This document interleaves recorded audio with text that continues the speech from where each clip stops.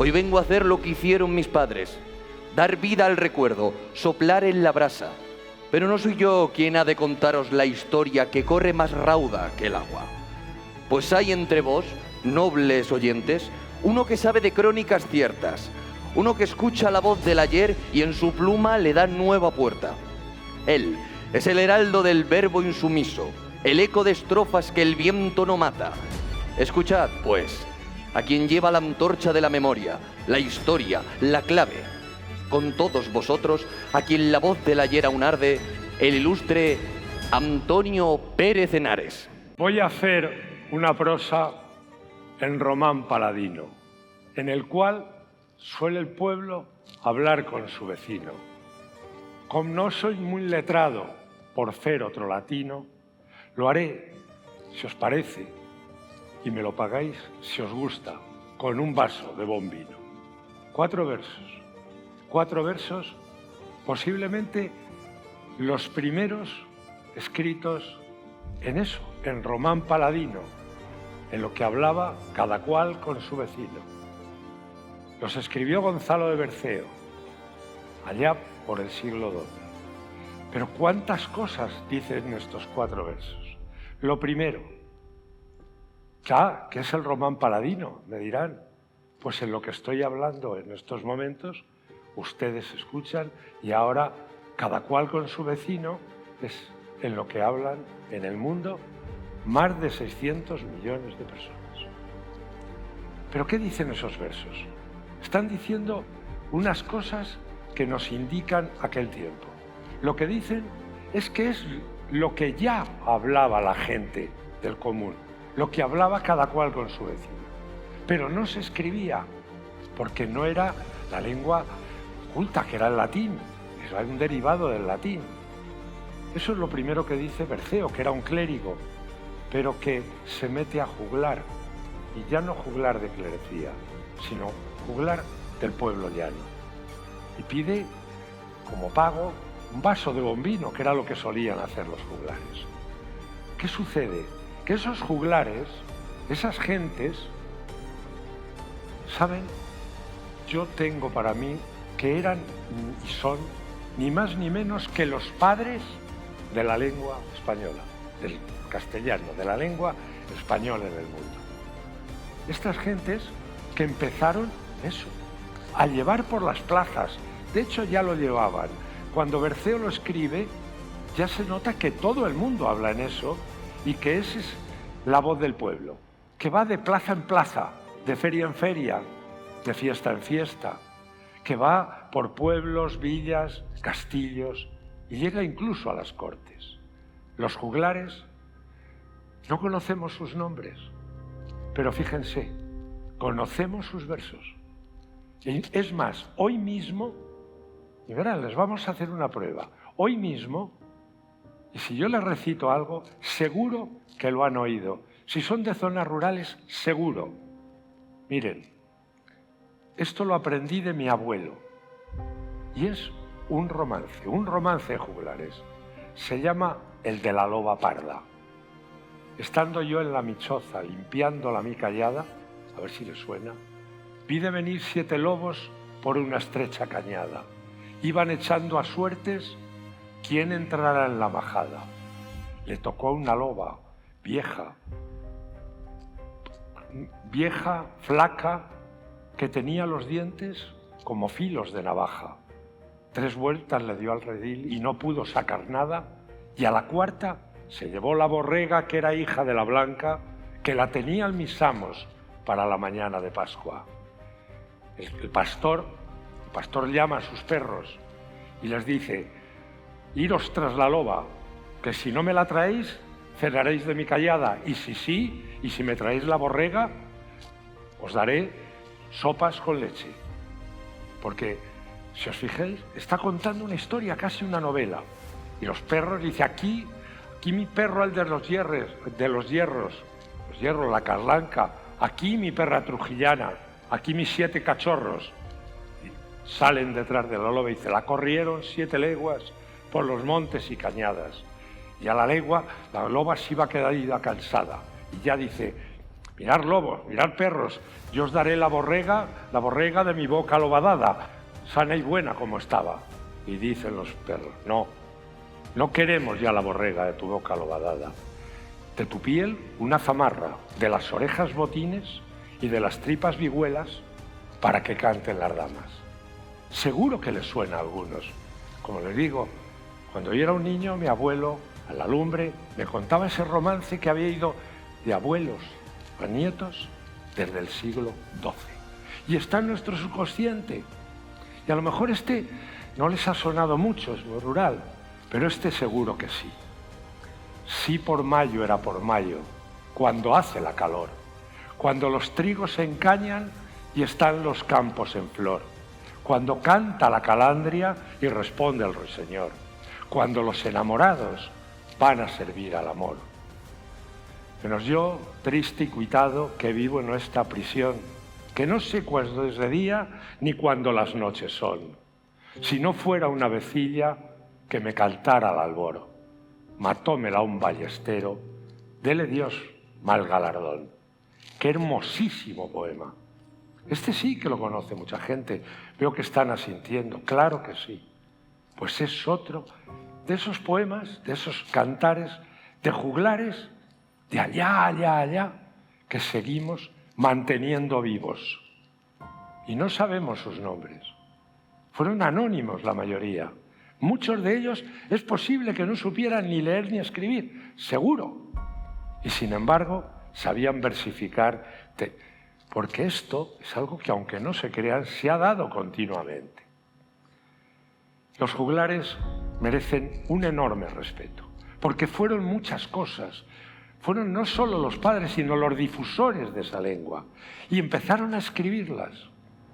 Y llegaron a constituir lo que es la piedra fundamental de la lengua castellana, del español. De lo que hablamos, ese román paladino, más de 600 millones de seres humanos en el mundo. Así que un respeto. ¿Quiénes eran y cómo eran los juglares? Los juglares los había de muchas trazas y digamos, de diferente condición. Los más humildes, los que andaban por las plazas de los pueblos, los que les llamaban los cazurros. Imagínense una tropilla de juglares, cuidado, con sus instrumentos. Lo han dicho hay uno, la vihuela, pero también el rabel de origen. Todos los instrumentos que hoy conocemos estaban ahí. La guitarra, el laúd, la bandurria, el rabel, algunos de origen musulmán, como ven, otros no, también de cuerda, pero también de viento o de percusión. Y no solo había juglares, había juglaresas. Luego se lo contaré al final, que iban en esas tropillas. Miren, no hace mucho tiempo, el siglo pasado todavía, por el 50, en aquellas ferias de ganado, a veces aparecían pues tropillas, más bien de saltimanquis, etcétera, porque todo eso se mezclaba. Y a lo mejor alguno también se acordará, algún ciego que recitaba las coplas de los ciegos. Eso tiene mucho que ver con ese mundo de juglares, es como reside.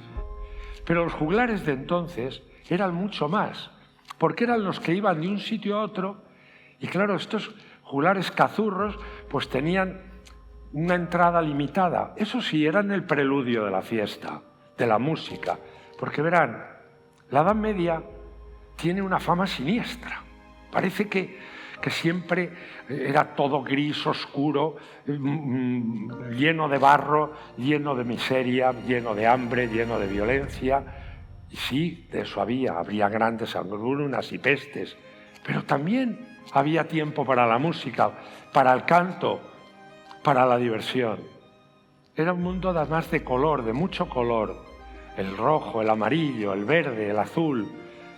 Esos colores vivos son de una Edad Media que no nos han contado, de una Edad Media que, hombre, claro que había esas pestes, hambrunas, pero también había un día que a lo mejor hasta se comía bien, o un poco de fiesta, o un rico que de pronto se casaba y se sentía generoso. Y ya se dice, ¿saben aquel refrán de la panza viene la danza? Pues a lo mejor disfrutaban más esos tiempos que de alivio o de hartura. que en un momento determinado la alegría brotaba, bailaban, cantaban y recitaban esto. Y esos juglares iban trayendo de aquí y de allá y contaban las grandes gestas de los grandes héroes castellanos y contaban también los sufrimientos y contaban al amor, contaban también, como se ha visto, algo tan sencillo como un pastor con su ganado y el lobo, siempre el lobo.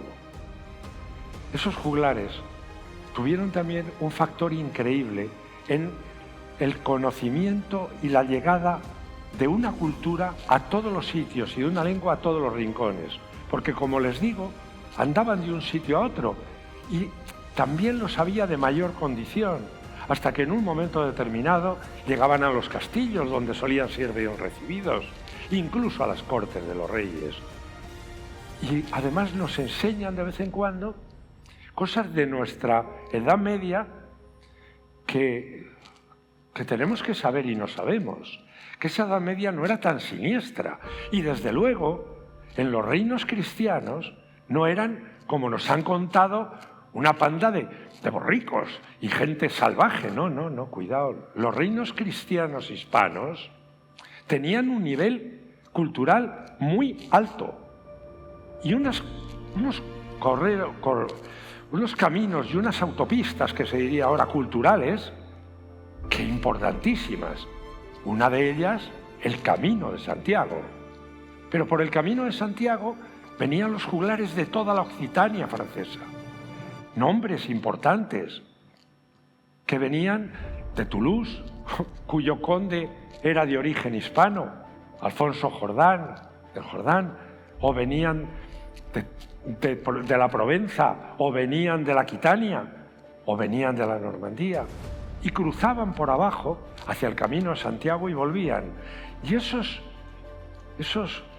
señoríos occitanos eran más hispanos que franceses.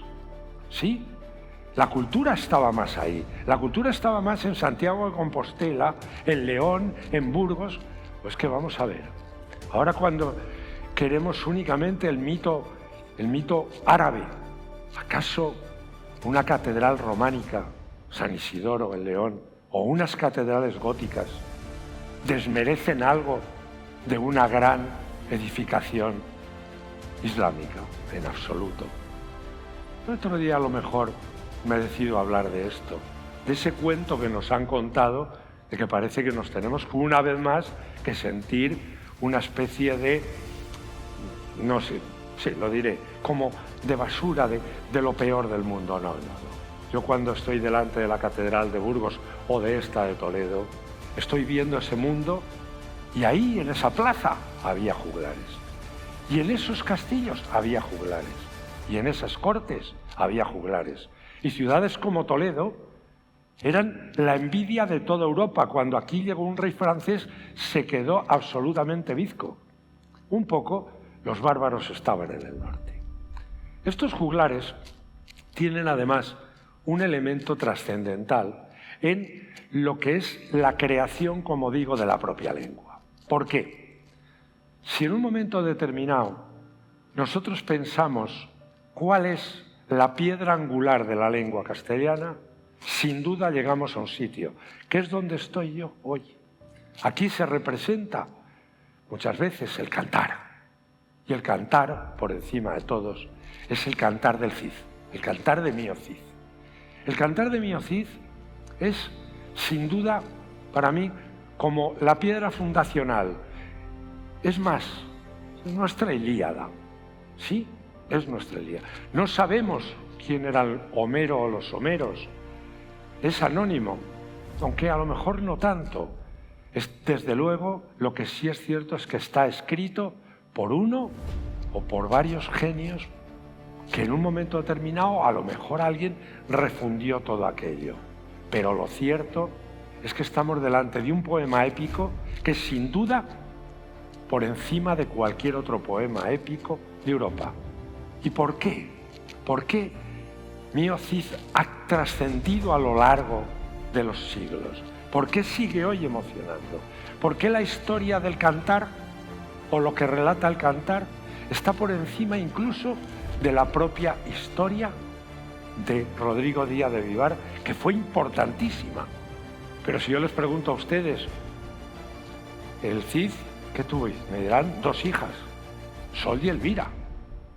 Pues he de decirles que sí, que tuvo 2 hijas, pero que su nombre fueron Cristina la mayor, Sol, y Elvira la pequeña, que era María. Pero tuvo además un hijo que era el mayor, el primogénito, que combatió a su lado, que llegó a estar por encima de los 20 años, que mandaba ya la mesnada de su padre, de Rodrigo, y que vino a morir muy cerca de donde estamos aquí. Vino a morir en Consuegra, en una batalla contra los almorávides, donde fue desflanqueado por el que luego en el Cantar es el malo de los malos, García Ordóñez, al que alguien muy cercano a él, puede que su tío, porque Minaya Albarfáñez, Minaya, fíjense, significa en vascuence mi anay, mi hermano. El Cid le llama continuamente a Albarfáñez, al que fue el primer alcaide de Toledo, su defensor, le llama hermano. Y estaba aquel día en la batalla, indignado, acusa a García Ordóñez de haber sido el culpable de la muerte. ¿De quién? A lo mejor de quien era su sobrino, desde luego alguien familiarmente muy allegado. Pero esto no lo sabemos. El Cantar es tan potente que son Sol y Elvira, y que el Cid es un personaje que trasciende todo. ¿Por qué? Miren, la Chanson de Roland, que es un gran poema épico, de Francia, el esencial. ¿Quién es Roland? Es un señor muy importante. Es nada menos que el sobrino del emperador Carlomagno. ¿Y quién es Sigfrido de los Nibelungos? Bueno, ese casi es primo de las Walquirias y está emparentado con Odín. Y el Cid no. El Cid es un personaje muy humilde. Es un infanzón, no es ni siquiera un noble de alto tal, es un héroe, es valiente, es invencible, es el campeador. Pero está muy cerca de la gente, emocionalmente. Fíjense una cosa muy curiosa. El Cantar de Mío Cid empieza con ese guerrero poderoso, imbatible, campeador, llorando. Estos versos, de sus ojos tan fuertemente llorando. Es un personaje fieramente humano que nos llega, que las gentes se sienten identificadas con él. Fíjense, es un personaje que está tan metido en nosotros que ha sido utilizado sistemáticamente y desde el primer momento incluso de su creación como un arma propagandística fenomenal. Lo fue cuando surgió, cuando se popularizó, porque hubo un momento cuando el Cantar, casi 100 años después de la muerte de Rodrigo, se hace inmensamente popular y se empieza a escribir y a repartir y a cantar por todos los rincones de Castilla. Es por algo. Castilla ha sido derrotada terriblemente en Alarcos, está rodeada de enemigos, otros reinos cristianos se vuelven contra ella. Castilla necesita a sus héroes y sus héroes acuden. Sus héroes acuden. Son Rodrigo y Minaya Albarfáñez. Casi es un grito de llamada a la revancha de las Navas, y sin casi. Se utilizará por eso. Y pasará una cosa increíble. La historia de Rodrigo es tan importante en su historia que les voy a decir algo que posiblemente no sepan. En la batalla de las Navas de Tolosa, 2 de los reyes que combatieron allí eran tataranietos del Cid, eran descendientes de Rodrigo, porque les he dicho, ni Sol ni Elvira, Cristina y María. Y Cristina, en el Cantar se insinúa que se casaron con reyes después de aquello de los de Carrión.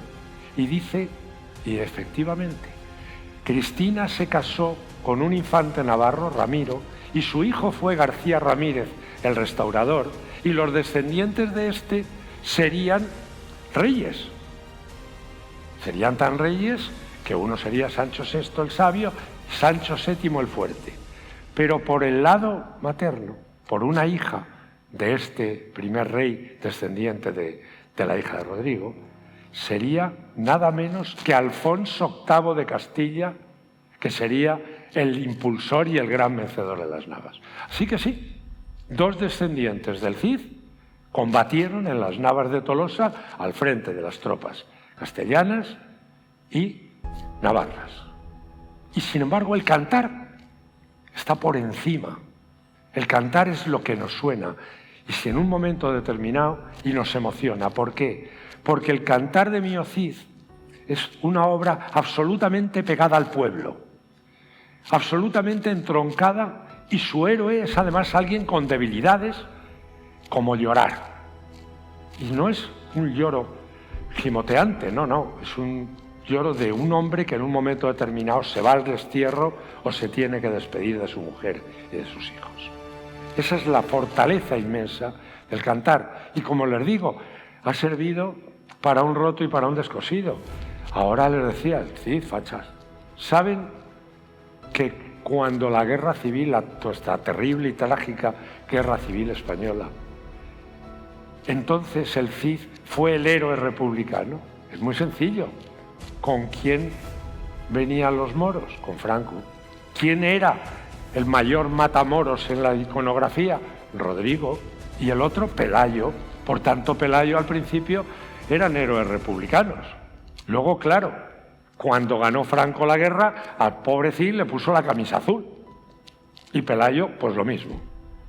Pero es que esos personajes están por encima de lo que en un momento determinado nos quieren vender. La historia y los cantares y las leyendas, que vamos a ver, detrás de cada leyenda o del cantar siempre hay una historia verdadera, siempre hay algo de verdad, y sobre todo hay un sentimiento popular. Y por eso se le utiliza propagandísticamente. Es más, les puedo decir que Antonio Machado, el gran Antonio Machado, en el año 1938, combatiendo la República en el Jarama, llamaba a todos los intelectuales que estaban y les dijo que las milicias eran los descendientes, los hijos del Cid. Y otra cosa que tampoco sabe, el himno de Riego, famoso que se dice de la República, acaba con una frase que se sorprenderán. Dicen con unos versos: y en nosotros el orbe se admire, y en nosotros mire a los hijos del Cid. Así que vamos a dejarnos ya de avergonzarnos de nuestros héroes, porque está pasando una cosa, y yo creo que es algo que Puy de Fou demuestra, que hay un sentimiento, hay una vivencia, una emocionalidad en las gentes que todavía parece que no llega a algunas alturas por ahí políticas y tecnocráticas, que la gente quiere a sus héroes, a nuestros héroes, el Cid y muchos otros. Y miren, el juglar, estos juglares, para los que yo pedía un respeto, fueron evolucionando y llegando a todos los sitios. Y en esas cortes de Castilla a León, cuando estaban juntas, de Aragón, un rey de Aragón, le llamaban Alfonso II el trovador. En esas cortes, esos juglares, esas músicas, eran el pan nuestro de cada día. Y juglaresas. Les he dicho que había juglares, fíjense, lo pueden ver en las diapositivas, o sea, moros y cristianos. Había juglares que tocaban todo tipo de instrumentos y juglaresas. Incluso están sus imágenes en muchísimos sitios, como pueden ver. Pero hay una situación aquí en Toledo que no me resisto a dejarles de contar. Verán, Toledo había sido reconquistada por Alfonso VI. Con su nieto, Alfonso VII, aunque se había sufrido mucho la frontera, los almorávides intentan una y otra vez retomar Toledo, porque Toledo era un mito. Había sido la capital de la Hispania visigoda y desde luego querían volverse a apoderar, y la cercan. La reina Berenguela, la mujer de Alfonso VII, emperatriz, se intitulaba como él, hace una cosa cuando se ve rodeada por un ejército musulmán que está lanzando un ataque. Bueno, Toledo no es difícil de defender y desde luego no iba a ser fácil de tomar. Pero lo que no esperaba el ejército musulmán es que de pronto empiezan a sonar músicas y aparecen en lo más alto del Alcázar, el viejo Alcázar de Toledo, aparecen la reina rodeada de sus damas que van tocando y cantando. Acaban por silenciar el campamento y Berenguela les dice: mi marido está con sus hombres, si sois hombres está ahí al lado en Oreja, en Colmenar de Oreja. Dice: si queréis ir a combatir contra ellos, nosotras estamos aquí tan tranquilas, cantando y tocando. Dicen la leyenda que se avergonzaron y levantaron el cerco. Pero la prueba que tenemos es que había no solo juglaresas en centros, juglares, cazurros que iban por las plazas y por las ferias, no. Las había también en la nobleza y al lado de las damas de la corte que sabían tocar instrumentos. La idea de la mujer, pues la verdad es que siempre se ha pensado que en la Edad Media prácticamente ni existía. Miren, uno de los grandes romances es el de la infanta Urraca, la contemporánea de Rodrigo, la hija mayor de Fernando I. Pues fíjense, en su lecho de muerte, Fernando I, que había juntado de nuevo todos los reinos, va y los divide. Y su hija se lo reprocha de esta manera, pero no porque los divida, sino por esto. Le dice: a mi hermano Sancho le dais Castilla, a mi hermano Alfonso le dais León, a mi hermano Eugenio, el pequeño de todos, García, le dais Galicia, y a mí, que soy la mayor, me dejáis desheredada. Dice: y si tal cosa hicierais, yo este cuerpo, yo me echaré a los caminos, y este mi cuerpo gentil entregaré a los cristianos por gracia y a los moros por dinero. Toma ya. Eso en el siglo XII. O sea, ¿qué está diciendo? Que ese mundo opresor, totalmente siniestro, no era para nada mojigato, ni en otros muchísimos cantares. He cantado el de los enamorados van a servir al amor. Existía. Tenemos una idea de la Edad Media que sin duda no es esa. En mi novela El juglar, y en algún momento he podido reproducir lo que sería un desfile de juglares, y desde luego me encantaría poderme asomar a una ventana, aquí a veces creo que se puede conseguir, y ver un desfile de esos juglares por lo que fueran las calles medievales de León, de Burgos o de Toledo. Y voy acabando ya, verán, y voy acabando para que vean hasta qué punto esa libertad de expresión por un sitio que los juglares tenían, y también de que en un momento determinado de mojigatos no tenían nada, lo da una anécdota perfectamente relatada en la corte de Alfonso VIII, el de las Navas, casado, esto tampoco lo sabe mucha gente, con Leonor de Plantagenet, ¿sí? La hermana de Ricardo Corazón de León, la fabulosa reina que fundó las huelgas reales y a la que tanto le debe la Catedral de Cuenca, que hizo levantar ella, que es de gótico normando. ¿Por qué? Porque era normanda. Pues ellos están presidiendo, el rey y la reina, una tenida de juglares cuando llega un juglar que dice que viene de Aragón y pide permiso para hablar. Y el rey se lo concede y le dice que hable el juglar, y si alguien le molesta o le interrumpe, perderá mi amor. Esto es, perderá la gracia del rey. Le dejan hablar y cuentan una historia verdaderamente divertida, y verán de dónde viene un refrán que todavía hoy utilizamos. Dice el juglar, que viene de Aragón, que allí había una señora bellísima, discreta, inteligente, honesta, un dechado de virtudes. Y estaba casada con un caballero que, no contento con la inmensa suerte que tenía, se dedicaba a estar todo el día medio persiguiendo a su esposa, poniéndole trampas, no creyéndose su suerte, pensando que él era infiel de continuo y que tenía... Y ella no, pero un día ya de hartura, de estar hasta el gorro, la buena señora, de que el otro le acusara de todo, y ella tenía un amor cortés, mejor dicho, había un gran caballero de Aragón, el mejor, por supuesto, que la cortejaba, pero el amor cortés era adoración sin más. Y entonces dijo, mira, el cuerno, y se lo echó de amante. El marido seguía con sus celos infinitos y decidió a ver cómo la pillaba en falta. Y entonces se le ocurrió hacerse pasar él por un pretendiente de amante. Ella era mucho más lista que él, sin duda. Y entonces dijo, ¿qué hacemos delante de este pesado que nos está amargando la existencia con sus celos? En ese momento no lo sabía, pero justificas. ¿Y qué hizo? Pues le dio una cita sabiendo que era su marido, como presunto amante. Claro, el marido dijo, ya te he pillado. Y aquella noche, pues en la oscuridad fue a la cita y dispuesto a, pues, cuanto apareciera, a decir traidora, tal.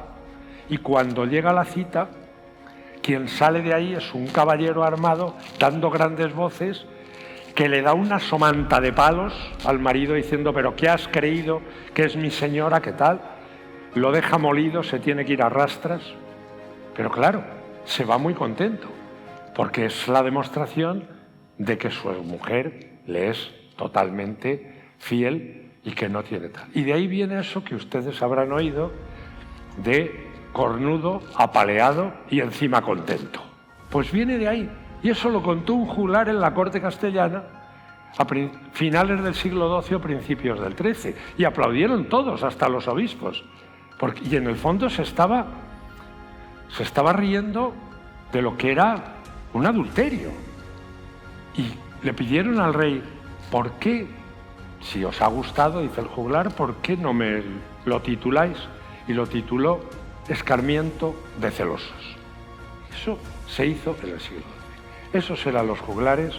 Yo les pido para ellos respeto y piensen siempre en esto, que cuando estamos hablando lo hacemos en Romal Paladino, en aquello que en un tiempo hablaba, como hoy, cada cual con su vecino. Muchas gracias.